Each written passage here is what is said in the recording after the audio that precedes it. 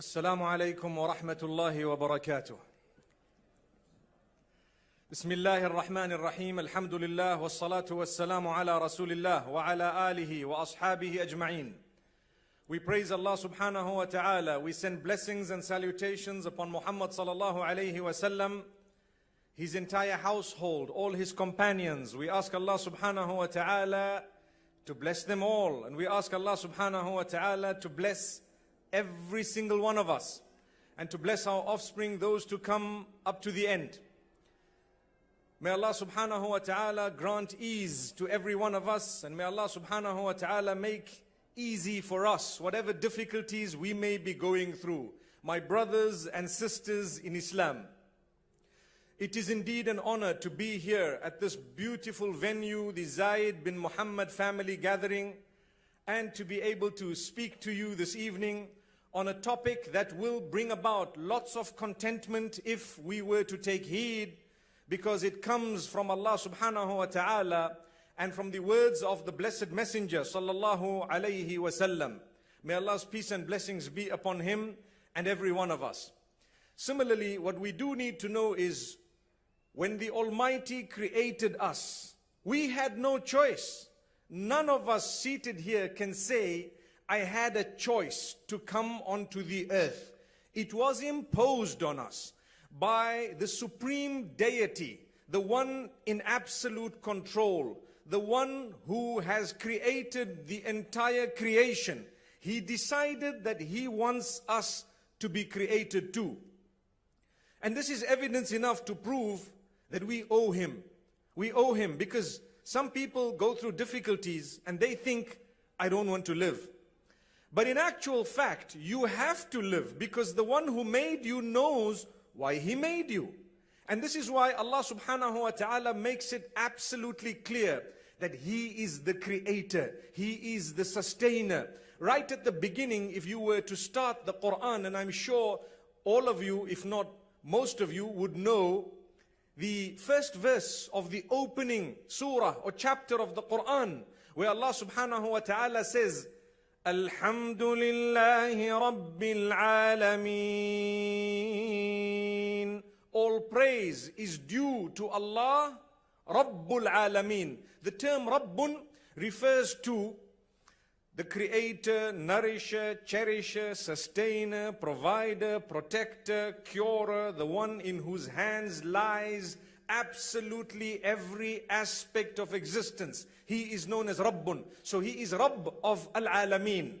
He is the Lord of the worlds. All the different creatures from the beginning to this day and right up to the end, he is the Lord. He takes care of the ants, just like he takes care of human beings. وَمَا مِن دَابَّةٍ في الأرض إلا على الله رزقها. Nothing that walks on earth, nothing that walks on earth or that treads the earth, except that its sustenance is upon Allah. Don't worry about sustenance. Allah will sustain you. Allah will provide for you. Allah will give you, just like Allah subhanahu wa ta'ala gives the bird that flies suspended in the air.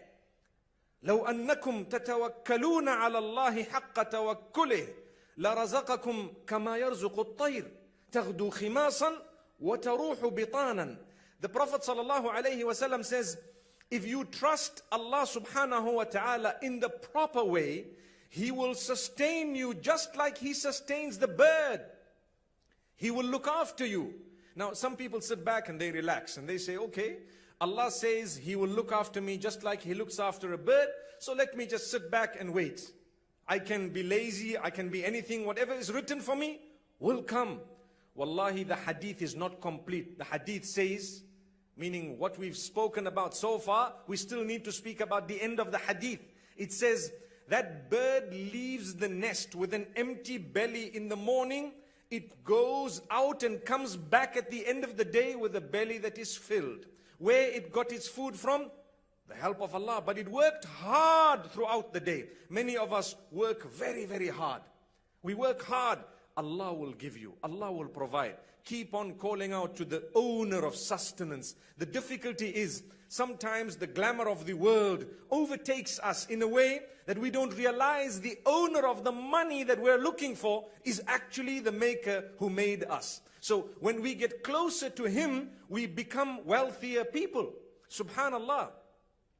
I will say, or I will recite a few verses through the course of this evening's lecture that will prove to you that if you want sustenance, you need to get closer to Allah. You need to get closer to your Maker. He will provide for you. He will grant you. Subhanallah. So, we all find that in our lives, as we're born and we grow up, there are difficulties. Our parents face challenges to look after us. Our parents find it difficult. Our mothers have spent sleepless nights. Our fathers as well.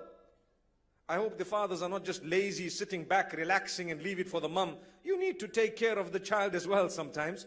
You need to give the mum also, sometimes you need to give the mum a little bit of sleep and say, don't worry, tonight I'm on guard. Subhanallah. Do we do that?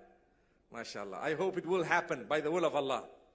May Allah make it easy. But we feel the difficulty. It's not easy. It's exciting when someone is expecting and we get so happy. MashaAllah, I'm expecting. May Allah make it easy. May Allah grant you a birth that will be, inshallah, easy. It won't be free of difficulty, but Allah can make it as easy as possible. However, once the child is born, it's a whole new ball game. Your life changes. You go through hardship, sleepless nights. You might struggle in terms of finances because now you have a child.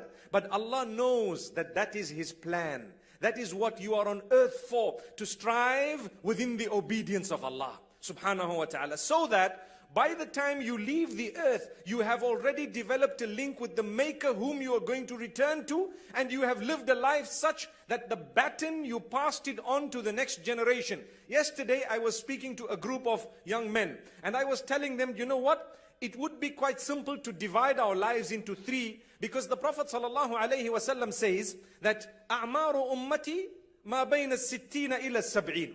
The average lifespan of the members of my ummah between 60 and 70 years. Say for example, 60. Let's take the lower figure. The first 20 years, the previous generation is teaching you how to live life. Do you realize that? The first 20 years, your parents, your teachers, whoever else, they are teaching you how to live your life. The second 20 years, you are living your life. Subhanallah. So now, I'm graduated, perhaps 20, 25, I'm living my life, I got married, I have my children. What am I doing? I'm enjoying a little bit here and there. You clock 40 years. After that, the last 20 years, you are now preparing the next generation to live a life. It's amazing how these 60 work. Now, this is not from the hadith of Rasulullah sallallahu alaihi wasallam, this division. This is just from our experience. We will notice that the first portion of your life, people of the previous generation are teaching you what life is all about. The middle of it, you are living your life. The end of it, you are busy teaching other people how to live the life. It goes to show you where Allah says, إِذْ قَالَ رَبُّكَ لِلْمَلَائِكَةِ إِنِّي جَاعِلٌ فِي الْأَرْضِ خَلِيفَةً. Remember when Allah subhanahu wa ta'ala, when your Rabb told the angels, I am creating a Khalifa on earth. What is the meaning of Khalifa? One of the meanings is those who come one after the other. That is all, one of the meanings of Khalifa. That means I came, my parents taught me, I led a life, I teach my children, I leave, they lead their lives, they teach their children, they leave, and so on. It's amazing how this is the plan of Allah subhanahu wa ta'ala. So I will face challenges. I was created in order to face the earth, and the earth is not simple. It is filled with obstacles. Just like if you were to enroll into a beautiful college that has a very high name in terms of education in your country, it's not going to be a walk in the park, subhanallah. It's going to be difficult. You need to be facing examination after examination, and test upon test. And guess what? The more qualified you become, the more difficult the tests are. At the beginning, they are very easy, simple tests. They give you an interview, they ask you, what do you know about medicine? And you say, well, not much. They say, well, that's why you are here. Come, we will teach you. As they teach you one concept, they test you about it. When they teach you 20 concepts, they test you about 20 concepts. Then you go into the practicals, and then you become a doctor after you have passed the final examinations. So when it comes to the earth, Allah subhanahu wa ta'ala tells us, I put you into this exam room. You will go there. You will learn what it's all about. By the time you clock maturity or puberty, you are now called mukallaf. You are responsible. You are answerable to Allah subhanahu wa ta'ala. What will we do? Allah says, أحسب الناس أن يتركوا أن يقولوا آمنا وهم لا يفتنون ولقد فتنا الذين من قبلهم فليعلمن الله الذين صدقوا وليعلمن الكاذبين. Surah Al-Ankabut, Allah says, does man think, do you think that it's sufficient for you to say we believe and you will not be tested? In fact, we have tested those before you as well in order to determine and distinguish who from amongst you are truthful and who are false in their claim. People say sometimes, why? I'm a believer. Why do I have so many tests? Why do I have so many difficulties? Why do I have so many hardship? I can tell you why. Because you are in the school. You are in the exam room. You have undertaken that Allah is one. You have believed that Allah is one, and you believe this is the messenger. Allah says, okay, come. You really believe? We're going to test you. So how will we test you? You believe Allah is the sustainer? You believe Allah is the curer? You believe Allah is the all-wise, the all-knowledgeable? You believe He is the Lord of the worlds? Okay. So when we make you sick or ill, may Allah grant us cure. Say Ameen. When we make you sick or ill, we want to see what you do. Will you employ methods that are against what we have taught? Or you will do that which is permissible. You go to the doctor, you may want to read some Quran, you may want to look after yourself. There is something called mu'awwidat. Mu'awwidat meaning those chapters of the Quran whereby if you were to read them, you would be protected from the devil and his progeny. You need to read them morning and evening. It is like medication. If you have high cholesterol and the doctor tells you you need 5 milligrams of Crestor every single day, at this time, what will happen if you miss it? If you stop it, your cholesterol levels will go high. The same applies. If Allah tells you to protect yourself from the devil, you need to read the last 2 surahs of the Quran, or you need to include with it Ayatul Kursi, which is a verse of the Quran in Surah Al-Baqarah. And if you don't do that, don't blame anyone when you become ill or sick. Remember this. It's a test from Allah. You need patience in order to endure. Now one might be asking, this is an introduction to a beautiful topic. When it was advertised, I saw it said there, patience and prayer. Sabr was salah. That's what it said. Sabr was salah. And I'd like to add to that as well, that the importance of being generous, the importance of giving. So why did I start this way? To show you that we will be tested. He came onto the earth in order to just enjoy without being tested. No, you will enjoy with the tests.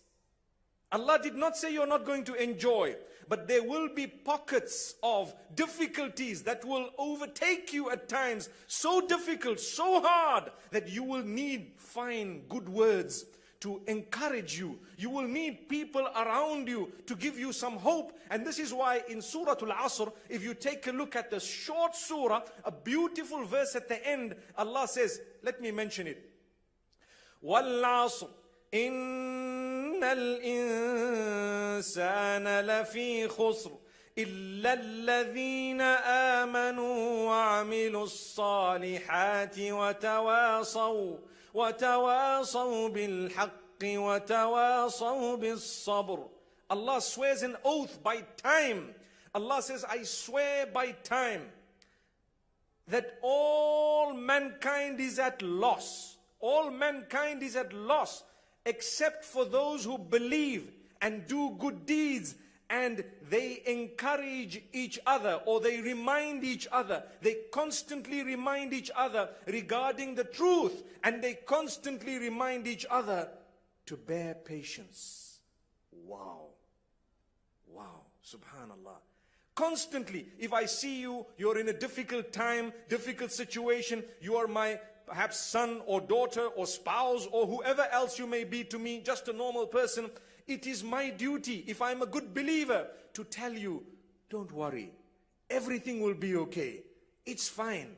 It will be okay. Turn to Allah. Don't lose hope. Continue. We're all struggling. We're all going through challenges. Keep on going. Don't give up. Those words are so powerful, my brothers and sisters. Use them often.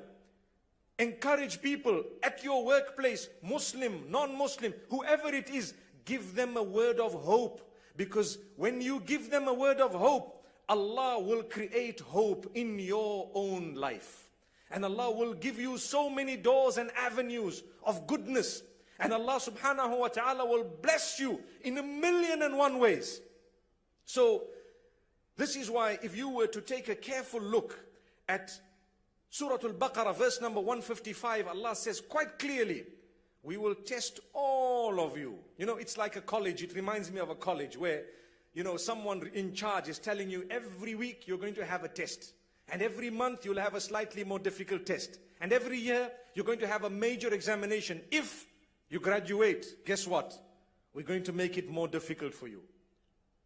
If you pass, we're going to make it more difficult for you. You're going to get the following year more difficult tests. So don't think that once I pass the one test, that's it, I'm going to sit back, relax. Wow, you will get a prize at the end of your secondary school, perhaps. You get a certificate with all A's. How happy are you? Your parents are happy, you are happy, your family is happy, and you can get a brilliant job or a placement at a university of your choice because you have all A stars or distinctions. Was it easy? No. I spent sleepless nights. I worked hard. I gave up my iPhone, imagine, because I needed to study. I gave up my games, my Facebook, my Twitter, my Instagram, because I needed to study. Wallahi, the exams of Allah are far more important than those. So if you pass one, the next one will be more difficult. Allah says, وَلَنَبْلُوَنَّكُمْ بِشَيْءٍ مِّنَ الْخَوْفِ وَالْجُوعِ وَنَقْصٍ مِّنَ الْأَمْوَالِ وَالْأَنفُسِ وَالثَّمَرَاتِ وَبَشِّرِ الصَّابِرِينَ الَّذِينَ إِذَا أَصَابَتْهُم مُّصِيبَةٌ قَالُوا إِنَّا لِلَّهِ وَإِنَّا إِلَيْهِ رَاجِعُونَ. What a beautiful verse. Surah Al-Baqarah, verse number 155 and after that. Allah says, we will definitely test all of you. You know, the term in the Arabic language is emphasized. It is called a ta'keed. Ta'keed means emphasized in a powerful way. There is an extra lam. There is a double noon, which means definitely, definitely we are going to test you. Do not think that you are going to get away without a test. You have to be tested. What are you going to test us with? Allah says, shay'im min al-khawf. Part of fear. You might be scared sometimes. Fear might overtake you. Whatever fear it is. Fear is of so many different things. I leave that to you to think about. So Allah starts off by saying, min al-khawf wal-ju'. You will be tested with hunger. So many different ways. Maybe there might be food, but you may not be able to eat it. Or there may not be food and you will not be able to eat. May Allah subhanahu wa ta'ala grant us the ability to appreciate the food we have. And this is why one of the best things that I have heard is the fact that this is the year of giving in this particular nation. Generosity and giving. When you have eaten, don't waste. Make sure that whatever is left behind is given to those. And when I say left behind, you know, I visited Far East Asia. And I remember entering a restaurant and I learned something. I remember the name of the restaurant. It was Tupai. That was the name. How do I remember it? Because I said to myself, there are two pies in here. So 2 pies. That's the name of the restaurant. Some of you might know it if you've visited Malaysia, Singapore, perhaps the Philippines, etc. So they said that you pay so much for a buffet, and we will charge you by weighing your plate when you are leaving to see how much food you have left behind. For every 100 grams or something, charge so much. I cannot remember the figure. And I was so impressed because I told myself, subhanallah, we have a bad habit. What is the bad habit? Wallahi, it's a buffet. I took my plate, I fill. I'm not worried, I'll just fill it. Why? It's a buffet, that's why. And I filled it full like a mountain, subhanallah. And what did I eat? One or two things, and I left it and I'm gone. What did you take it for? I paid for it. You paid for it. That does not justify the wastage. This is why congratulations to the rulers who are trying to conscientize us about wasting. Rather than wasting, give it away. Make sure that you give, subhanallah. Going back to the verse, Allah says, Allah will test you with hunger. We started with fear and hunger. And lack of wealth or loss in produce or loss of life. All these things are mentioned in this verse. Then Allah says, give good news to those who are patient, those who bear sabr, those who are understanding the control that Allah has of entire creation. I was asked once, if Allah is so merciful, why do people die? The child asking me the question had a beautiful question. If Allah is so merciful, why do people die? Because to him, death is the end. So I said, my son, if you believe, you will realize that it's the mercy of Allah that actually makes us die. Allah does not allow you to taste pain beyond a certain point. And this is why if you are inflicted with some harm or you are hurt or injured, beyond the point it becomes numb. Beyond the point you become unconscious. And beyond the point you lose your life. Because Allah does not want you to feel pain beyond a certain point.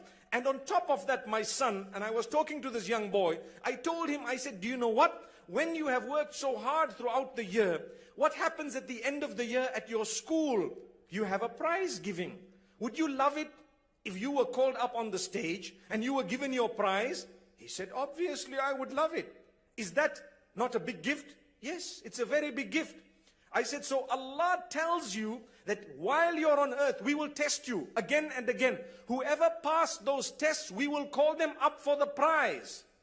You know, there is a hadith which speaks about the day of prize giving. When I say the day of prize giving here, I'm referring to the day of judgment and what happened thereafter, or what will happen thereafter.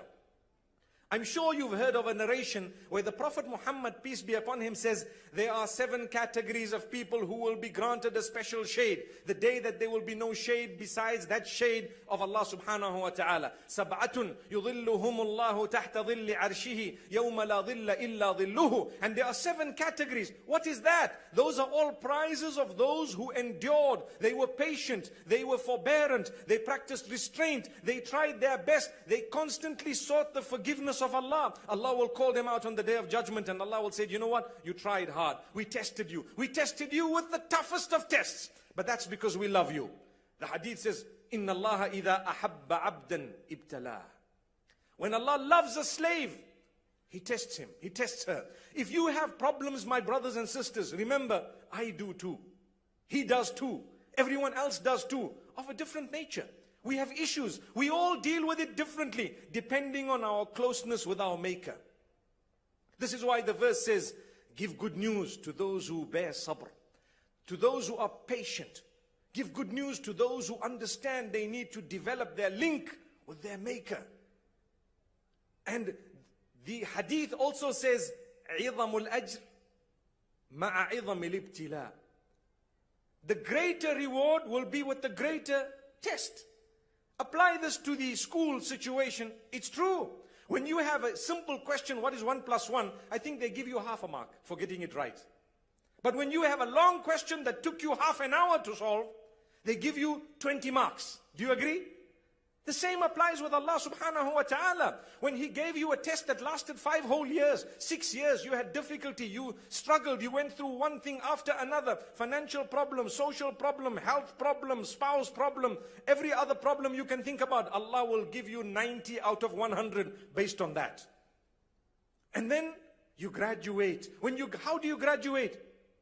You have to get to the prize giving. Where is the prize giving? On this side of life or that side of life? It's on that side of this life. What that means is, there is a life that is absolutely eternal, that begins the day this life ends.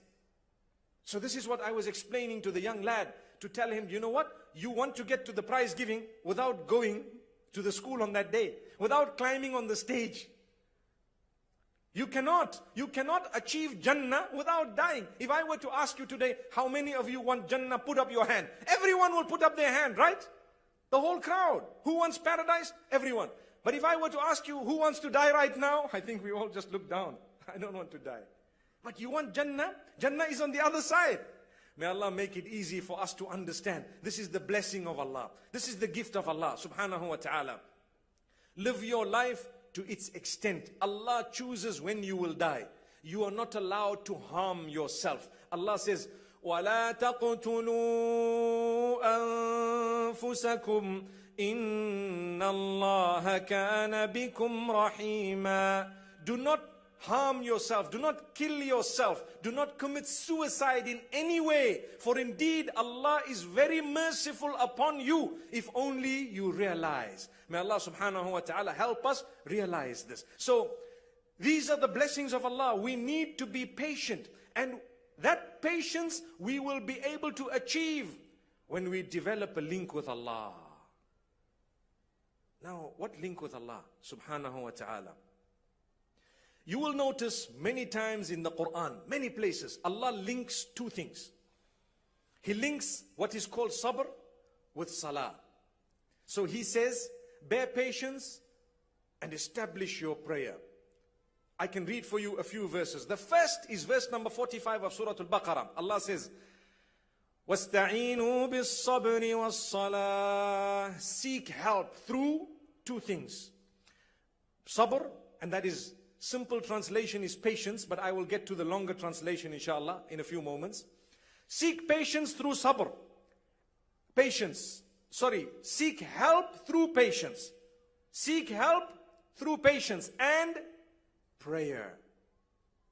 What's the connection between the two? Let's go back to the hadith of Abu Malik al-Ash'ari radiyallahu anhu. The Prophet sallallahu alayhi wa sallam in Sahih Muslim is recorded to have said that at-tuhuru shatrul iman. That's the beginning of the hadith. He speaks of cleanliness. We spoke about that today in Jum'ah, in the Friday lecture.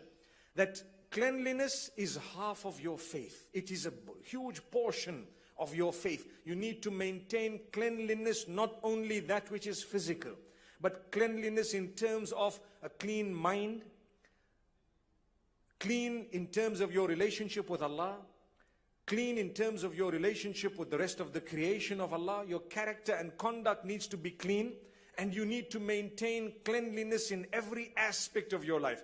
But that hadith continues to say, وَالصَّلَاةُ نُورٌ. As-salatu nurun. The prayer, when we speak of salah, we are talking of the 5 daily prayers. And you can add to it that which is voluntary. Allah says that salah is a light. And then after that, the Prophet Muhammad sallallahu alaihi wasallam, obviously these are his words, but the message is from Allah subhanahu wa ta'ala. He says, as-salatu nurun. And he says, thereafter, when it comes to sabr, he says, وَالصَّبْرُ ضِيَاءٌ. Sabr, patience, is a light, but a different type of a light. One might ask, what's the difference between nur and diya? Let me tell you. Go back to the Quran to see the difference. Allah says, هُوَ الَّذِي جَعَلَ الشَّمْسَ ضِيَاءً وَالْقَمَرَ نُورًا. Amazing verse. Allah subhanahu wa ta'ala says, it is He who has made the sun diya, and He has made the moon nur. Two words used to refer to light. The difference is one is calm and serene. It comes with a beautiful atmosphere and an ambience that is different. That is nur. So when you fulfill your salah, as-salatu nurun. Salah will bring about lots of comfort. It is called qurratul ayn. The Prophet sallallahu alaihi wasallam says, I have been granted the coolness of my eyes in salah. So when you fulfill your prayer and you do it, you've washed yourself, you have a beautiful place, and you start off Allahu Akbar, amazingly, there is a beautiful, serene feeling. It is something that is filled with contentment, just like the light of the full moon when you are to look at it. It is white. It does not have a burning in it. It is cool. You can look into it. It is absolutely beautiful. You achieve contentment, beauty, calmness, and so on from your prayer. But when it comes to sabr, sabr means patience. It also refers to restraint. Let me take a moment to explain to you the three categories of sabr. Sabr means that patience, normally we just use the term patience. But when you have to fulfill the command of Allah subhanahu wa ta'ala, the strength that is required to do it is also known as sabr. I am bearing sabr because I need to fulfill the laws of Allah. There are two major types of laws. One is the do's and the other, the don'ts. So for the do's, I need sabr to do them. To get up early morning to read Salatul Fajr, subhanallah, is not a joke. Get used to it. It becomes your habit. You will open your eye automatically at the time of salah because you're used to it. Your body has this computer that is amazing. That's a gift of Allah. But if you're a person who sleeps any time, any day, you're not worried about it, it's going to be really tough. You put 1 clock, 2 clocks, 3 clocks, and each one of them you press snooze, snooze, snooze, and still, when you snooze, you lose. So you've lost your Salatul Fajr. That's what happened. May Allah subhanahu wa ta'ala forgive us. But you need the strength to fulfill this instruction of Allah subhanahu wa ta'ala. That is known as sabru ala ta'a. To bear patience regarding the obedience of Allah. And then you need a different type of restraint, which is also included in the meaning of sabr. Restraint to abstain from the prohibitions of Allah, the don'ts. I see something, I want to do it, but it's in the displeasure of Allah. So I say, no, I will stay away from it. To stay away from it, you need power, you need restraint, you need sabr. And the third type of sabr is patience that is required to accept the decree of Allah subhanahu wa ta'ala. When Allah subhanahu wa ta'ala has destined something for you, we know it is predestined. When that happens, we have to surrender to the decree of Allah. Allah took the life away of someone close to you. It has to happen. He told you He will do that in the Quran. He said it, I'm going to do this. That's what He said. So Allah will do it. We have to lose our loved ones because we have to go. Don't worry. If you do good deeds, Allah says, وَالَّذِينَ آمَنُوا وَاتَّبَعَتْهُمْ ذُرِّيَّتُهُمْ بِإِيمَانٍ أَلْحَقْنَا بِهِمْ ذُرِّيَّتَهُمْ. Allah gives good news to those whose family members follow up in that goodness. Allah says, we will gather you together later on. Don't worry, you're going to meet each other. You can gather in paradise. The condition is, you need to do good deeds. You need to try. You need to believe. And you need to, there are people, sometimes they don't believe in the hereafter. I remember once I was sitting on an aircraft and I was sitting next to someone and I meet a lot of interesting people, mashallah, tabarakallah. And this brother tells me, you know what, you guys are crazy. I said, what do you mean? You don't even know me and you're calling me crazy. He says, you believe that we're going to hell. I said, sorry, what religion do you belong to? He says, I'm an atheist. I said, with all due respect, obviously we have a live and let live policy and mashallah, we will coexist by all means. But I want to tell you, why are you worried about it when you don't even believe in the hereafter? He was quiet. I said, okay, have you thought about it?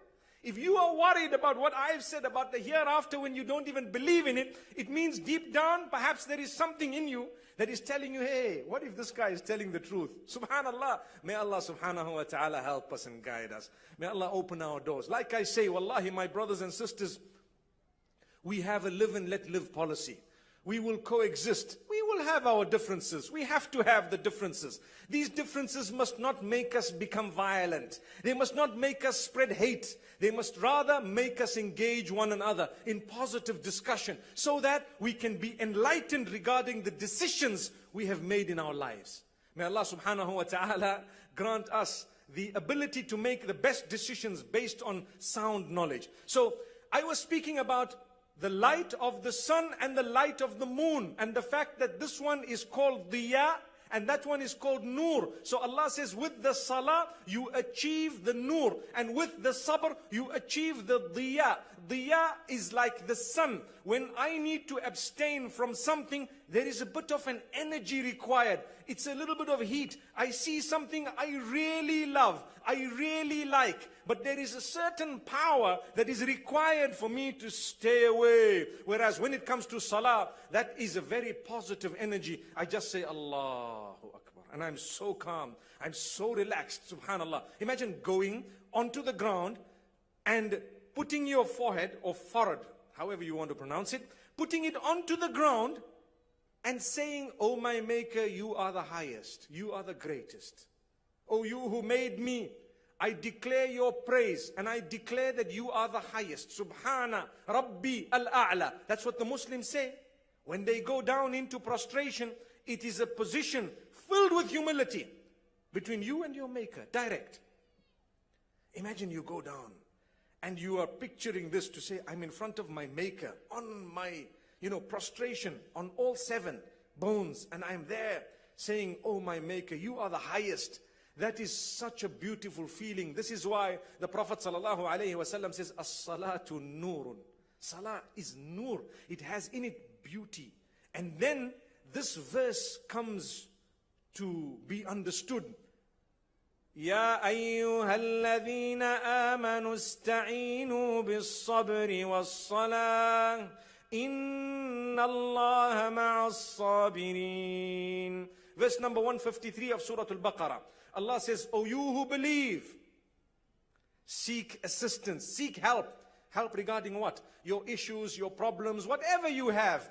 The assistance you will get will be through 2 things, 2 major things. Sabr and salah. Bear patience, and I've explained to you the 3 aspects of it. And fulfill your prayer. Why fulfill your prayer? You develop your link with Allah. You develop your link with your Maker. I tell you, the more patient you are regarding abstaining from prohibitions, the more sweetness you derive from this beautiful salah. When a person has stayed away from prohibitions, he will definitely, or she will definitely, be able to achieve a beautiful sweetness and a taste of that prayer, such that he or she will want to pray every time. And more than just the obligatory prayer, even that which is over and above the obligation. Voluntary. I enjoy it because now I know the value of this prayer. So you have a problem, bear patience. But together with it, build your link with Allah, because He has the solution to your problems. And what is the solution to my problems? Wallahi, the owner of that solution is Allah. If I need wealth, He will provide. If I need anything, He will provide.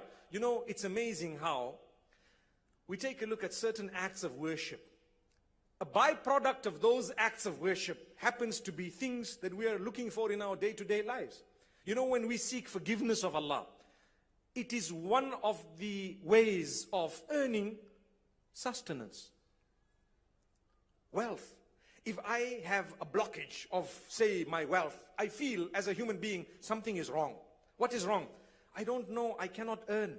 Or I'm earning, my money is getting wasted. I don't understand. My brother, my sister, perhaps you are doing something prohibited. Perhaps you are engaged in haram. Your money is being wasted. There is no barakah, no blessing. The Quran teaches us this, going back to the story of the Prophet Noah, may peace be upon him, Nuh alayhi salam. Allah says that Nuh told his people, and this is in Surah Nuh, قُلْ تُسْتَغْفِرُوا رَبَّكُمْ إِنَّهُ كَانَ غَفَّارًا يُرْسِلِ السَّمَاءَ عَلَيْكُمْ مِدْرَارًا وَيُمْدِدْكُمْ بِأَمْوَالٍ وَبَنِينَ.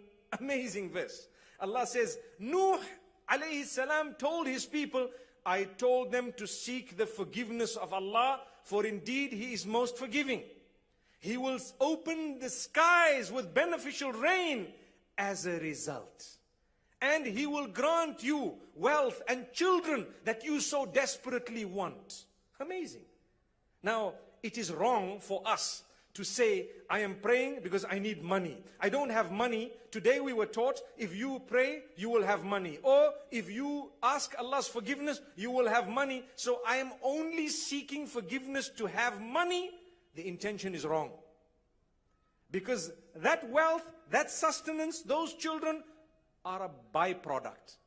Byproduct means you will seek the forgiveness of Allah because you are remorseful regarding what you've done.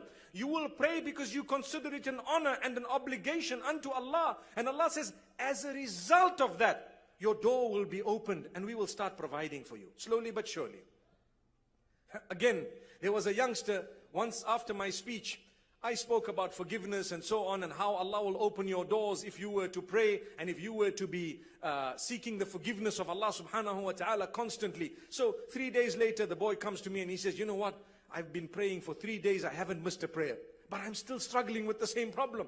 I told him, my son, how old are you? He says, I think it was 16. I said, for a few years, you have not been praying. Now you expect 3 days dedication, every problem will be resolved? That's not it. If you were not studying for so many years, suddenly you study for 3 days and you want to get a doctorate, a master's, whatever. It doesn't happen. It will come with hard work. Dedicate yourself. Perhaps, fulfill it for a year and you see things start opening one after the other. My brothers and sisters, when you go through difficulty, sometimes you think it is bad for you, but Allah knows it is the best thing for you. I give you an example. People who have health problems, financial problems, family problems, any other issues that you have an issue, you're trying to get married. You don't know if that marriage is actually going to work. I know of people who have fought to marry someone. They marry them, they have a child or two, and there is a divorce. And then they say, I should never have fought for this. But you didn't know. Perhaps Allah created an obstacle in order to keep you away from it. This is why there is something known as istikhara. Istikhara meaning seeking the guidance of Allah subhanahu wa ta'ala in a certain matter. What do we say at the end of that supplication? We say, oh Allah, if you know that this is not good for me, it's not good for my deen, it's not good for my faith, for my present, for my future, then keep it away from me. Create a barrier between that and myself. So suddenly, many barriers are being created, but you still say, my istikhara was positive. It was positive. You don't know. We have a misnotion. People think when you read this dua of istikhara, you will see a dream. That's not true. You may, but 90% of the time you won't. It will either be facilitated, made easy, or made difficult. Read the meaning of that dua and you will know how you will get a response. Oh Allah, if this is good for me, it is good for my deen, my dunya, my life, my future, my akhirah, my hereafter, then make it easy for me and give me blessing in it. So suddenly the doors start opening. The next day you get a phone call. The following day someone tells you a good word. Then someone else tells you, my brother, I heard something nice. It's all positive signs. And things are facilitated. So the point I'm raising is we will all go through difficulties, problems, issues. Why are they better for us at times? Ajaban li amri al-mu'mini. The Prophet ﷺ says the affairs of a true believer are amazing. Because when goodness comes in his or her direction, he or she is thankful. It's better for him. And when difficulty and hardship comes in his or her direction, he or she bears patience. That is better. How many of us, in all honesty, we don't really pray properly. We don't really obey the instructions of Allah in a proper way. We're weak. And we say, I'm weak, I'm a human. I remember one man was telling me that every time I remind a friend of mine about the wrong that he's doing, he keeps on saying, make dua for me. Make dua for me. Brother, stop your alcohol. Make dua for me. Brother, stop the drugs. Make dua for me. Brother, stop the pornography. Make dua for me. Wow. Together with dua, you need to do something as well. Yes, dua is powerful. Continue making dua. especially like for our children, for those whom we don't have sometimes absolute control over, one of the most powerful elements and aspects is dua. You want something, make dua. But I want to tell you, when Allah exposes you to something that you need to make a dua for, He's showing you who is the boss. He's showing you who is in charge. And He brings you to Him. Like I was saying, many of us, we're not ideal. But don't you agree that after we've had a big problem in our lives, we become better in terms of our relationship with Allah? You have a problem, you have a difficulty, you have a sickness, and suddenly you go to the masjid for the first time in so many weeks. And then you become regular.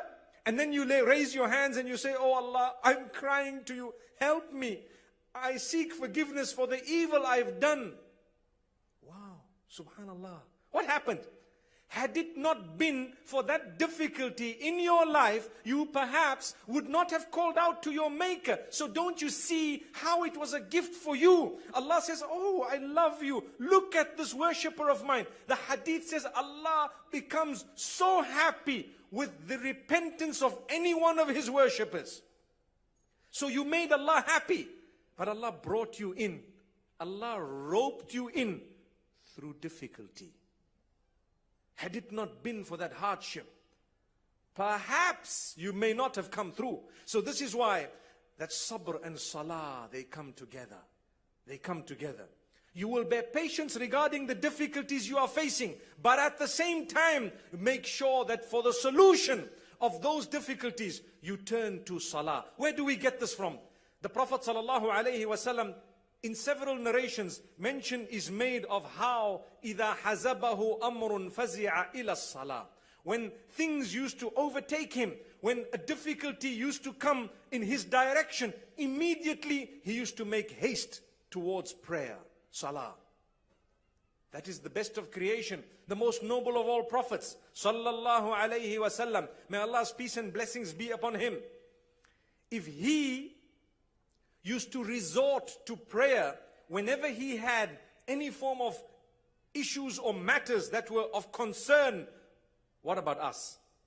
How many of us, you have a problem, first thing you do, you wash yourself and you cry to your Maker, oh my Maker, help me. Try it. He will help you.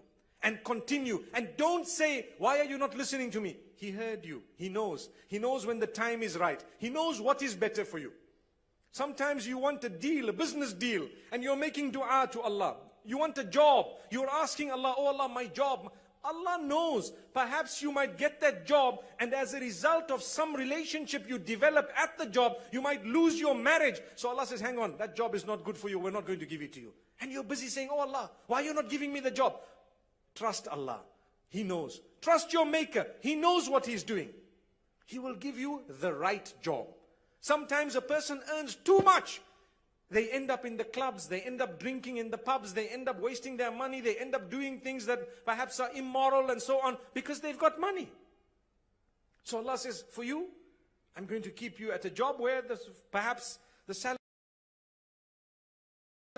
you don't get to this particular issue and problem. May Allah subhanahu wa ta'ala guide us, and may Allah subhanahu wa ta'ala open our doors. So, if you take a look at Surah Taha, I was making mention of the rizq. And Allah subhanahu wa ta'ala says, وَأْمُرْ أَهْلَكَ بِالصَّلَاةِ وَاصْطَبِرْ عَلَيْهَا لَا نَسْأَلُكَ رِزْقًا نَحْنُ نَرْزُقُكَ وَالْعَاقِبَةُ لِلتَّقْوَى. Verse number 132, Surah Taha. Allah says, instruct your family to fulfill the obligational prayer and be patient upon it. Now this is the patience to obey the instruction of Allah. Allah says, we are not asking you to sustain us. We are not asking you sustenance. We will provide for you. You fulfill your prayer, we will provide for you. So my duty is to fulfill the prayer for the sake of Allah. As a result of that, I will be provided for. I will be getting sustenance. And I will be leading a content life. My brothers and sisters, these are just some of the benefits of this beautiful patience. Do you know that in order for us to earn paradise, we need two important qualities? The first quality is taqwallahi. Taqwallahi means the consciousness of Allah. You need to be conscious of your maker. I need to be conscious of the fact that I'm going to return to my maker. Number one. Number two is husnul khuluqi. I need good character, good conduct. If I have good character and good conduct, I can earn paradise through that. How or why? Let me explain. Taqwa or consciousness is connected to your link with your maker. And character and conduct is connected to your link with the creatures of the same maker who made you.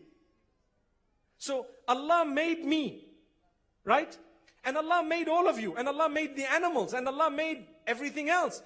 My relationship with Allah needs to be correct. And my relationship with the rest of the creatures of the same Allah who made me needs to be correct, because I need to acknowledge that the same. So there's definitely some rights that need to be fulfilled between us. It's amazing. This is why, my brothers and sisters, it's important for us to bear patience when it comes to the development of your character.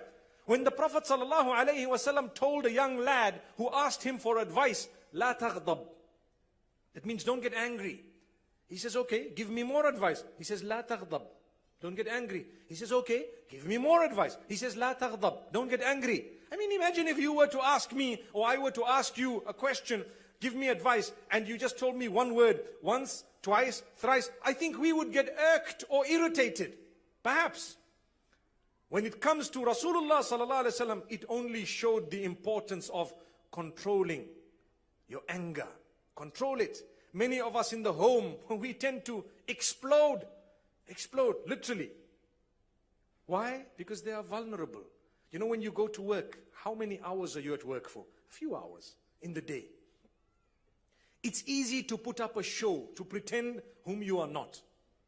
But the Prophet ﷺ says, خَيْرُكُمْ خَيْرُكُمْ لِأَهْلِهِ. The best from amongst you are those who are best to their ahl. Ahl here includes primarily your spouse. And thereafter your family members. Why? The reason is, they see you 24/7. They see you in a condition. If your wife or your husband or your children or your parents can bear witness, those who live with you can bear witness that you are a lovely human being, then you are indeed a lovely human being. Because they know you, as we would say, inside out. They know everything about you. This is why, my brothers and sisters, will you make an effort to develop the beautiful characters and conducts that need to be developed within the home?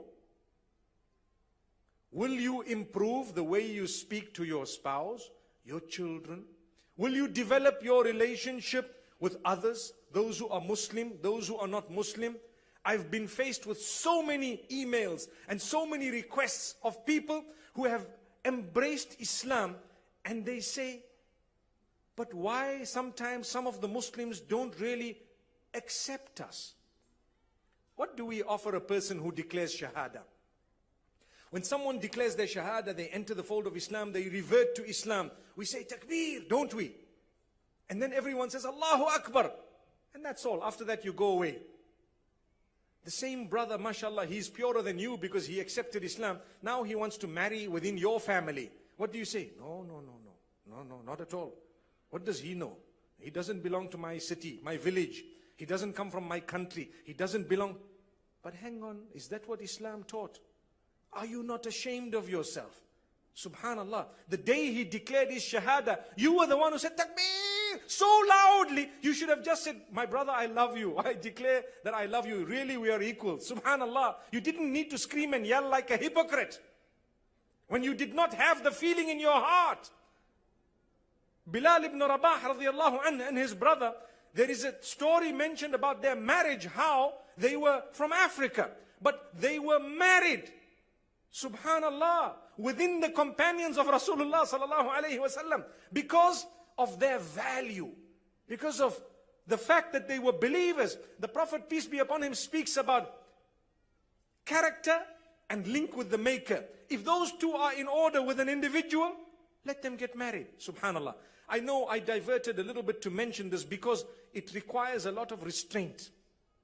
And it requires discipline. And it requires a link with Allah. And it requires lots of knowledge to be able to embrace one another. To be able to save yourself from racism. Many of us think that we are not racist. But when the test comes to us, we fail it dismally. May Allah subhanahu wa ta'ala safeguard us. And may that not happen to us. My brothers and sisters, you know we have difficulties amongst ourselves sometimes.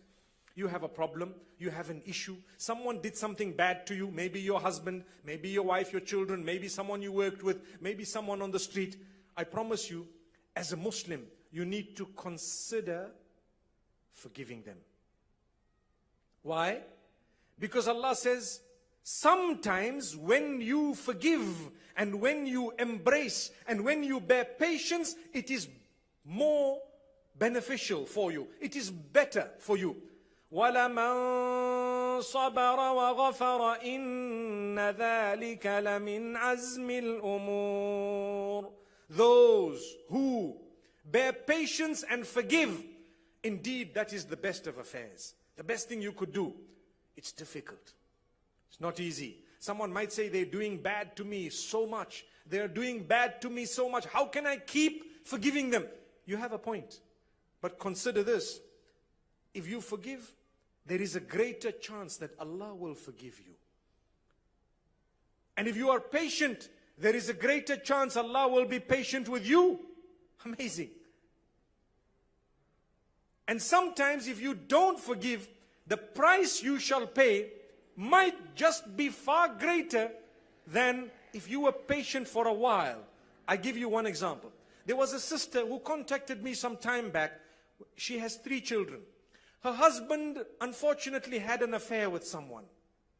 And she told me that I need your help, but please don't tell me to be patient. Okay, you need my help, but please don't tell me to be patient. So I told her, my sister, what did he do? He did this, he did that. Wallahi, no justification. That was bad, it was unacceptable, it was terrible, it was really wrong, it was major. Has his life changed? Has he admitted? Yes, he's admitted. Has he said, I'm sorry? Yes, he has. Has his life changed in any way? Yes, it has. But I can't forgive him. Okay, no problem. If his life has changed, if he's become very transparent now in his relationships, if you are satisfied that he has made an effort, and if you are seeing within him that he's becoming a better person, then I would suggest you consider the following, that if you want a divorce, just because of a mistake that was made, perhaps you might become a statistic. But if you are, after seeing all this positive change, remember I'm saying this because I don't encourage people to just bear patience and bear patience and bear patience, and the guy keeps on harming and harming and harming and harming. No, no, no. There is a limit beyond which nobody can tolerate it. My brothers and sisters. Sometimes the difficulty is with the sisters, but a lot of the times it's with the brothers anyway. So, what would happen is, I told her, perhaps if a divorce happens, you may be a statistic whereby he will get married again, he's a happy man and he's excited, and perhaps someone much younger, and you know there is no shortage, etc., etc. And I said, what will happen to you? You will have gone away. Now you're going to struggle because you're going to fight for maintenance. You're going to fight for something else. People will look at you, there is a stigma attached. Unfortunately, you know, I was asked recently about divorced women. And what is the encouragement Islam has given about marrying those who are divorced? And I said, look, you don't need to look at my life or the lives of the companions for this. You can go straight to the life of Muhammad sallallahu alaihi wasallam. All his wives were previously married besides one. Did you know that? Subhanallah. All his wives were previously married besides one. Aisha radiallahu anha. The rest of them were previously married. So there is a very high status. There is nothing wrong. If a person's been through a divorce, they are still as pure. The most pure of all chose that type or those types of women. Subhanallah, widows and divorcees. So my brothers, Let's not have a misunderstanding to say someone who's divorced is actually someone who is cheap, or they're low, or they have lost their value. No way. Sometimes they will add value that you would never have imagined. Go back to Rasulullah sallallahu alayhi wasallam. Take a look at how he used to miss Khadija bint Khuwaylid radiyallahu anha beyond her death. Such that there is a hadith that makes mention of the fact that he used to keep a good relationship by giving some gifts to some of her friends later on. Amazing. Who are these people? These are the friends of Khadija. And he used to send to them something sometimes. He used to remember them sometimes. So, going back to what I was saying, I told the sister, look my sister, if you bear patience and you try to increase your link with Allah, sabr and salah, you need to make sure that you develop your link with Allah. That will occupy you. It will keep you in the right track. And bear patience. Look at the man. Remember Allah. Thank Allah subhanahu wa ta'ala. You will find within no time things will improve. You know what? A few years down the line, I can't recall how many, but I got a message from this brother saying, my brother, I want to tell you that the advice you gave my wife was so brilliant. We went through the most difficult time, but today our relationship is far stronger than it ever was before the problem we had. Look at the gift of Allah. وَلَمَنْ صَبَرَ وَغَفَرَ إِنَّ ذَلِكَ لَمِنْ عَزْمِ الْأُمُورِ. Allah says it clearly. Whoever is prepared to bear patience and forgive, that's the best thing you could do. Subhanallah. It's the best thing you could do. There are so many verses that speak about the reward of those who bear patience in this world and the next. إِنَّمَا يُوَفَّى الصَّابِرُونَ أَجْرَهُمْ بِغَيْرِ حِسَابٍ. Indeed, Allah subhanahu wa ta'ala recompenses those who bear patience in an unlimited fashion. Unlimited. In this world and the next, you will see the fruits of your patience. But if you're not patient, impatient, what will happen? You taste a little bit of it. I am not saying that you need to endure oppression. I'm not saying that. I am saying that when you do good by being patient, where you can be patient, Allah never ever throws the reward of those who do good. I want to give you the most beautiful example. Yusuf alayhi salam, the Prophet Joseph, may peace be upon him. I'm sure you know the story. It is amazing. Allah says in the Quran, نَحْنُ نَقُصُّ عَلَيْكَ أَحْسَنَ الْقَصَصِ. We are relating to you the most beautiful of stories. That was the story of Yusuf, the Prophet Joseph. The whole chapter is named after him. And it is the only story that is found in one place from the beginning to the end.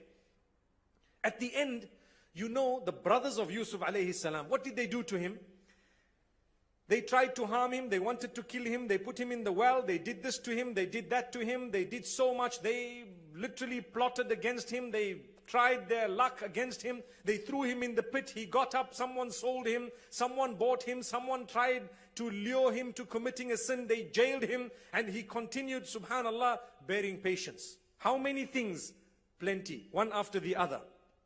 So many things. At the end, Allah made him a powerful person. He was in authority. And finally, his brothers came in. He was so delighted, but obviously he needed to deal with this matter. He had a good heart. How many of us have a good heart? It's not too late. You can develop your heart. You can develop the qualities of your heart. You can eradicate the hatred you have. You can work on the jealousy, the envy, the ill feeling. People get jealous very quickly. It's becoming more and more common. You have a beautiful car. You have, subhanallah, a beautiful robe. People become jealous. I can't believe it. It's becoming worse. Work on these qualities. Look at Yusuf alayhi salam. He asks his brothers, Allah makes mention of it. قَالَ هَلْ عَلِمْتُمْ مَا فَعَلْتُمْ بِيُوسُفَ وَأَخِيهِ إِذْ أَنْتُمْ جَاهِلُونَ قالوا أئنك لأنت يوسف قال أنا يوسف وهذا أخي قد من الله علينا إنه من يتق ويصبر فإن الله لا يضيع أجر المحسنين. Subhanallah. Allah says, He asked His brothers, do you know what you did to Joseph and his brother when you were ignorant? Look at him blaming the devil. Look at him blaming shaitan. When you were ignorant, which means I excuse you. Do you know what you did to Yusuf and his brother? They immediately thought to themselves, it's impossible for anyone to know what was done to Yusuf and his brother unless it's himself. They looked at him and they said, what's the possibilities of you being Yusuf? Are you Yusuf? He says, yes, I am Yusuf. This is my brother. Allah has favored us. That's the word. He didn't say, I hate you guys, I'm going to fix you guys, I'm going to show you guys, I'm going to make sure I'm the leader today, I'm going to jail you, That's what we would do, I think. A lot of us would do that to our own spouses, let alone someone else. We would do it, I'm going to fix you, I'll show you. I'm going to make you regret your decision, etc., etc. We have bad words. So what happens? We suffer as a result of our own plot. We struggle, we suffer. Because we have a bad plot. Don't do that. Try to find within your heart the soft spot that will look and learn from the stories Allah makes mention of. He doesn't talk about it for nothing. He talks about it because He wants you to learn a lesson from it. So He says, Allah favored us. You know what that means? In one sentence He told them, no matter what you did, what you tried from the beginning to the end, look at how Allah gave me as a direct result of your action. Had you not plotted against me from the beginning, I would not have been here. Sometimes we lose a job. We get so upset, but we don't realize Allah wants to give you a better job. Only after 5 years you're going to say, Alhamdulillah. You might start your own business and it might flourish. And Allah says, look, you were so upset when you lost the job. Look at where you are today. So be happy. My brothers and sisters, ista'inu bis sabri was salah. So long as you are bearing patience and your salah is in order, nothing evil can happen to you. No, it cannot. Yusuf alayhi salam says, I am Yusuf. This is my brother. Allah has favored us. For indeed, whoever is conscious of Allah and they bear patience, Allah will never waste the reward of those who do good. إِنَّهُ مَنْ يَتَّقِ وَيَصْبِرْ فَإِنَّ اللَّهَ لَا يُضِيعُ أَجْرَ الْمُحْسِنِينَ. Those who are conscious of Allah. Conscious of Allah meaning you fulfill the obligations as best as you can. You abstain from the prohibitions as best as you can. You seek the forgiveness of Allah as best as you can. That is the consciousness of Allah. Consciousness of Allah is to create a barrier between you and Allah's displeasure by fulfilling His commands and staying away from prohibitions. That is the consciousness of Allah. It is called taqwallahi. So whoever is conscious of Allah and bears patience, Allah will not waste the reward of those who do good. Imagine Allah calls them muhsinin. Allah says they are the ones who do good. Who is a doer of good? A doer of good is a person who has taqwa and sabr. How do I know it? Because it is in this verse and it is in several other verses as well. Allah will not waste your reward. When you were patient, Allah will give you. The problem is, my brothers and sisters, in patience we become impatient. You know what that means? We say, okay, I'm going to forgive. And after a while you say, oh Allah, I'm still waiting. You are becoming impatient. That's why the hadith says, يُسْتَجَابُ لِأَحَدِكُمْ مَا لَمْ يَسْتَعْجِلْ. Beautiful narration. When you make dua to Allah, you call out to Allah, oh Allah, give me, oh Allah, grant me. Allah says, we will give to all of you for as long as you are not impatient. So the Sahaba radiallahu anhum asked a question, what is this impatience? What do you mean impatience? He says, for one of you to say, I called out and I called out and I called out, but Allah didn't answer. That means you became impatient. Allah knows. When I say, oh Allah, I'm looking for a job. Firstly, I need to develop a link with Allah. You know when you know someone, when you are close to someone, you say, Give me a job. You don't have a job? Come, I'll give you double the salary. Take it. Why? Because I'm friends with you and you're a big boss. Allah is bigger than anyone else.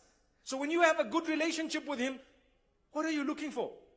تعرف إلى الله في الرخاء يعرفك في الشدة. The Prophet ﷺ clearly says, get close to Allah during times of ease. The problem with us is we only get close to Allah during times of difficulty. Well, that's good. It's good. But there is something better. What is better? Times of ease. You have no problem right now. You have a job, you have a wife, you have a husband, you have children, you have a car, you have a house, you have a good salary, you have everything else, you have peace, you have serenity, you have... Get close to Allah now. You know why? The day difficulty is about to come in your direction, Allah will be closer to you. Allah will get closer to you. So this is why we say, when you lose a job, I'm giving you practical examples, right? And you say, oh Allah, give me. Wait, be patient. It might take a while. But if you do isti'jal, if you try, if you are impatient, you may not get it. Because you are saying, oh Allah, I'm calling out to you for the last 40 days. You did nothing. Astaghfirullah. That is an insult to Allah. Don't do that. May Allah subhanahu wa ta'ala grant us ease. And may Allah subhanahu wa ta'ala create for us an environment that makes it easy for us to fulfill our salah. It's not easy to be in good company. It requires a lot of restraint. Sometimes you have glamorous company that is bubbly, but with them, you don't ever think of your obligations unto your Maker. Then you have a small problem. That problem can become big if you forget your Maker in totality. But if you continue to obey Allah, you try your best, that doesn't mean you don't enjoy. Some people think when I have a good relation with Allah, it means I must just sit at home and that's it. I'm not allowed to enjoy anything. I must just sit. Then I'm a pious person. No. Pious people can also enjoy, subhanallah, within the limits of Allah. The only difference is they enjoy in such a way that they don't compromise their obligation unto Allah. If I go for a party or a picnic, I don't compromise Allah's instruction. When it comes the time for prayer, I pray. Because I know I need to please Allah subhanahu wa ta'ala. But once I finish my prayer, I go back and I'm sitting and talking and so on. I don't backbite. I need to be patient. When we backbite, we are sowing a seed of evil. That will grow a lot of evil that will come back to us. But when we fulfill prayer, when we are charitable, when we give that which is good in the cause of Allah subhanahu wa ta'ala, we're sowing a seed of goodness. It will grow in goodness and come back to us. May Allah subhanahu wa ta'ala grant us goodness. So my brothers and sisters, so many verses of the Quran, Allah subhanahu wa ta'ala speaks about how it is better to bear patience. I hope you've understood this. I want to spend a moment to speak about a difficulty that people are facing today. We live with one another, in our families, in our homes. And sometimes we get irritated with one another. We make life difficult for one another. Sometimes you're making life difficult for your daughter, for your son, for your spouse, for your daughter-in-law perhaps, for your son-in-law maybe, for someone. You're making life difficult for them by doing what? By imposing on them things, by living with them without considering them. You need to bear patience because there is a great chance that Allah subhanahu wa ta'ala can create a different type of difficulty for you in a short space of time. And this is why when you do evil, there is a chance that that evil will definitely come back to you in some way or another, even if you are to harm an animal. Subhanallah. Moments ago, we were speaking about giving, because you know that this is the year of generosity and giving here in the UAE. And I'd like to let you know something interesting. I always mention this because I love it. Each time I speak about it, a new aspect of it dawns. So the hadith is in Bukhari, where the Prophet ﷺ speaks about a man who was thirsty and he went into, or he went down a well. Now, I presume at the time, the wells were such that you had to go down to get things. You know, if there is a bucket with a rope, it will go down. If there isn't, you have to go down. So he went down and he drank some water because he was extremely thirsty. It was a very hot day. It was a dry day and a dry season. And he came up. When he came up, he saw a dog. He saw a dog. Let's be honest. If you saw a dog right now, what would you do? Am I right? Am I right? It's a reality. We would run away. Hey, hey, move, move, go this way, that way. Many of us, maybe not all of us, many of us would run away. A dog is coming from one corner. We're already walking through the other corner.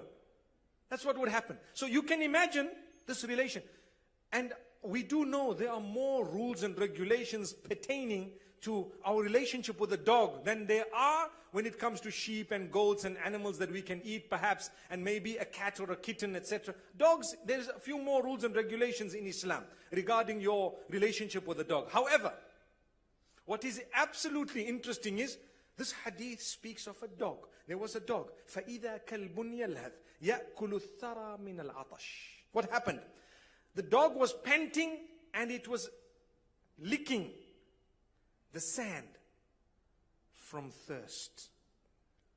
It was a sign of thirst. Very thirsty dog.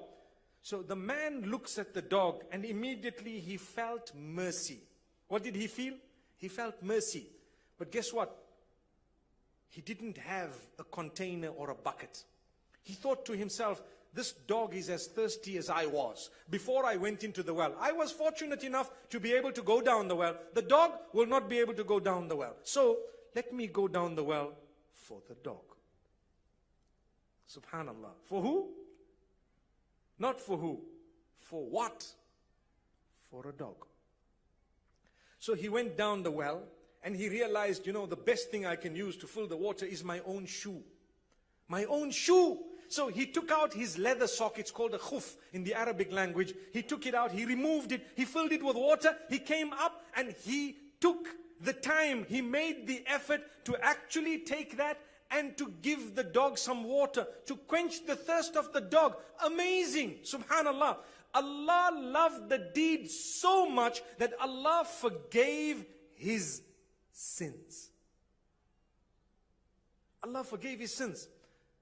I ask myself a question, how come this wasn't another human being? Why wasn't it a cat? Why wasn't it something sweet like a parrot or a bird that was feeling thirsty? So it came onto my hand and I said, boo, boo, boo, boo, boo. Drink some water, something sweet. Why is it a dog? It is a dog, I believe, in order for us to learn a lesson that there is a reward in everything that has a life. So if there is another human being who might be totally different from you in faith, in inclination, in ways, in so many different ways, in dressing, whatever else, totally different from you. For you to reach out to a human being is far more important than for you to reach out to an animal, although the latter is also important. What that means is Islam teaches us to be kind to animals, definitely. But Islam teaches us to prioritize. Like I've always said, if you have a man drowning and next to him there is a dog, you don't start with the dog. You start with the man. And this time I gave an example of a man because the last time I gave an example of a woman and I heard someone saying, unless it's your mother-in-law. May Allah subhanahu wa ta'ala forgive us. That's not on. That's not on at all. So my brothers and sisters, what we need to know is we will save both. The intention is to save the dog and the man. But we start off with the man, save him. We go back, we take the dog and we save the dog. So if Allah subhanahu wa ta'ala is teaching us that He delivered this man from sin, or He forgave him, should I say, as a result of compassion towards this animal, why can't we be kind to one another? Why can we not be kind? Why don't we reach out to one another? Become generous, donate and give. And try not to waste. The excess, learn to reach out to one another. I promise you, you will achieve the forgiveness of Allah. If Allah forgave the man for a dog, what do you think He's going to do if you were kind to a human being? Subhanallah. Common logic. This is amazing, and we should talk about this.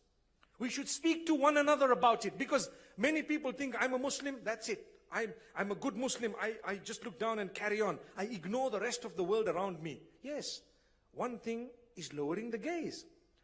But it doesn't mean when something is happening that requires your assistance, you use the excuse of lowering your gaze to allow them to suffer. And you say, I was lowering my gaze, I'm a good Muslim. What are you talking about? May Allah subhanahu wa ta'ala grant us goodness and ease. My brothers and sisters, we all ultimately want paradise, don't we? Without patience, you won't get paradise. Because patience is the correct answer to most of the tests that Allah tests us with. The correct answer is patience. Imagine a standard answer, patience. How do we know this? Listen to what Allah says, Surah Fussilat, verse number 35, speaking about paradise. وَمَا يُلَقَّاهَا إِلَّا الَّذِينَ صَبَرُوا وَمَا يُلَقَّاهَا إِلَّا ذُو حَظٍّ عَظِيمٍ. Who will attain this beautiful paradise? It will not be attained except by those who were patient. It will not be attained except by those who will have a great portion from Allah subhanahu wa ta'ala. This patience that you endure, you will definitely see a reward for it. Yusuf alayhi salam, I told you, he forgave. If he did not forgive, what would have happened? Have you thought of that? If he did not forgive, what would have happened? Well, I can't even say, because he did forgive. But I can imagine the story would not have ended well. Do you agree?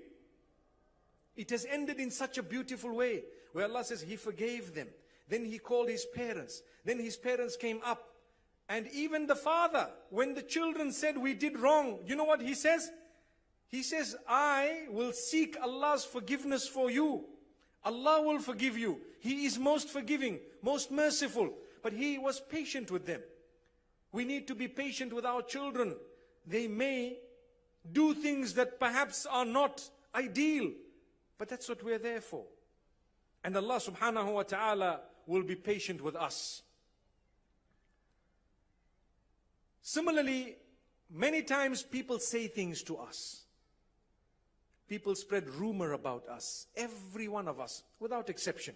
Someone somewhere behind your back, or even sometimes in your presence, they will say things that are not accurate about you. They will say things that are hurtful. They will lie about you. They will say things behind your back that are absolutely derogatory, that are unacceptable. What does Allah say about that? You have to go back to the life of Muhammad sallallahu alayhi wasallam. He was known as Afdalul Khalqi wa Akramul Rusuli, the best of creation, the most noble of all prophets. And people said that he was a womanizer. They said he was after money. They said he was after power. They said he was just after the authority he wanted, and he was a greedy. A'udhu billah. May Allah safeguard us. And Allah subhanahu wa ta'ala says, فاصبر على ما يقولون وسبح بحمد ربك قبل طلوع الشمس وقبل غروبها. Verse number 39 of Surah Qaf. Allah says, be patient regarding what they are saying. They will continue saying things. Be patient. Don't get upset. And if you want to help yourself, then you need to declare the praise of Allah constantly. Subhanallah, Alhamdulillah. Praise be to Allah. Glory be to Allah. I glorify you, O my Maker. I declare your praise, O my Maker. You are the greatest, O my Maker, etc. And it will help you to overcome rumors that are being spread about you behind your back. Don't turn towards them. Don't incline towards them. You need to bear patience. You need to seek Allah's help. But this verse shows us that people will talk about you, especially when you're a good person. They may say things. Muhammad sallallahu alayhi wasallam was the best. They said the worst things about him. But they were just a handful. What happened at the end? At the end, Allah subhanahu wa ta'ala says, إِنَّا كَفَيْنَاكَ الْمُسْتَهْزِئِينَ. O Muhammad sallallahu alayhi wasallam, we have safeguarded you. We have sufficed you against those who would like to mock you. They won't be able to harm your reputation. The people can do what they want. They can say what they want. Your reputation is intact. Because you praised Allah, you were patient. You fulfilled what Allah wanted. Same applies to us. Obviously on a totally different level. But if you are patient, Allah subhanahu wa ta'ala will grant you the best of this world and the next. He will protect you. Your name will be purified for you by the help of Allah subhanahu wa ta'ala. If not in this world, then in the next. Look at Aisha radiallahu anha. What happened to her? She was accused of so much, but Allah cleansed her. And Allah purified her. And Allah revealed verses speaking about her purity, radiyallahu anha. May Allah subhanahu wa ta'ala help us to cleanse our hearts regarding one another, and to cleanse our hearts regarding the companions of Muhammad sallallahu alayhi wasallam. We need to develop a beautiful, clean heart, and we need to understand that Allah subhanahu wa ta'ala has tested us in every way, and we need to pass that test. My brothers and sisters, there is a lot that can be said. But I've spoken this evening about sabr and salah and giving. Giving. And I hope that we've benefited from what I've said. This evening, or should I say this afternoon, I visited a group of children. And we spoke about giving. And I explained to them in a way that I felt was the best when you speak to children. Later on, when I uploaded this talk, someone told me that I think you need to tell the adults the same thing. So in 2 minutes, I will speak to you about the benefit of giving. We always hear, when you give, you get, right? When you give, you receive. We hear that a lot. Zakat is actually referred to as alms to the poor and needy, or charity. Generally, it is a small percentage, perhaps 2.5%. Allah calls it a habba. مَثَلُ الَّذِينَ يُنْفِقُونَ فِي سَبِيلِ اللَّهِ كَمَثَلِ حَبَّةٍ. Allah says, the example of those who spend in the good cause of Allah. And the cause of Allah is any good cause. For the pleasure of Allah, any good cause is called the cause of Allah. Those who spend is like the example of a seed. The example of a seed. So I want to ask you, when Allah asks you to pay your zakat, what percentage is it? Perhaps 2.5%, okay? In most cases, it is 2.5%. If there is farming or mining, maybe the rules do change slightly, but let's speak about the general public. 2.5%. And it is a seed. When you eat fruit, what percentage of the fruit is a seed? Say I have an apple. I'm eating an apple. How much of the apple do I eat? 98%, 97.5%. 2.5% seeds. What do? I leave it. What do I do with it? Well, if I'm sharp enough, that seed, I don't eat. I give it back. To where? To where it came from. Where did it come from? It came from a tree, a farm. So what I do is I take the seed. If I could be bothered to put the seed back into the soil, to look after it, it will grow. Who ate the apple? You ate the apple. The whole apple. Yes, the whole apple. You ate it. But a small seed, you left it. You put it back into the earth. What happened? Allah, through His power, caused that to grow and to give you how many apples? Thousands. You now have thousands of apples. But it started off with one apple. Are you following? The same applies to any other fruit. Look at the pears. Subhanallah, you have the pear, you eat it. Who ate it? You ate it. How much of it? All of it. But what I left was just the seed. Wallahi, the same applies to your wealth. If you want, when you give your charity, you ate your wealth. You ate all of it. What you gave was a small seed. Allah says, كَمَثَلِ حَبَّةٍ. It is the example of a seed. It's so insignificant. 2.5% is so small. Give it. It is actually meritorious to give more than that. And what will happen? It will go down. And as you water it with good character, good conduct, لا تبطلوا صدقاتكم بالمن والأذى. Don't ever destroy your charities by bragging and being foul-mouthed. No, don't. Be good. And Allah will bless you in a million ways. You find the tree will grow and you will have lots and lots of wealth. This is the example that we gave to the children. And I'm letting you know that when you sow that seed by giving, you shall receive much more than you gave by the will of Allah. So let this be a year of giving. Give as much as you can and continue even beyond this year. For indeed, you will reap much more than you have sown by the will of Allah subhanahu wa ta'ala. أقول قولي هذا وصلى الله وسلم وبارك على نبينا محمد والسلام عليكم ورحمة الله وبركاته.